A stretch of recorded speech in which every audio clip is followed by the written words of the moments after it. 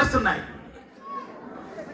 మేము మానవ జాతి, మాకు అవకాశం ఇవ్వండి, అనుమతి ఇవ్వండి, మీ ముందు సాష్టాంగ నమస్కారం చేస్తాం.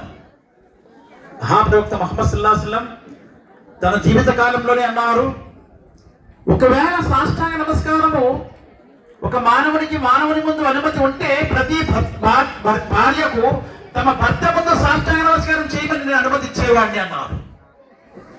కానీ ఇక్కడ ఏం జరుగుతుంది? 5 పూటలు అల్లా దగ్గరికి వెళ్ళి అల్లాహు అక్బర్ అంటూ సాష్టాంగ నమస్కారం చేసి ఆ ముస్లిము జెండాల దగ్గరికి వచ్చి సాష్టాంగ నమస్కారం చేస్తున్నాడు, దర్గాల దగ్గర సాష్టాంగ నమస్కారం చేస్తున్నాడు, సమాధుల దగ్గర, పీనికల దగ్గర. దీనినే ఇస్లాం అంటారు. కాబట్టి కించిత్ జ్ఞానమైన ఇస్లాం గురించి ఉండేవాడు దీన్ని అసలు భరించలేడు, సహించలేడు. ఎందుకంటే అల్లాహ్ సుబ్హానహు వ తఆలా అంటున్నారు,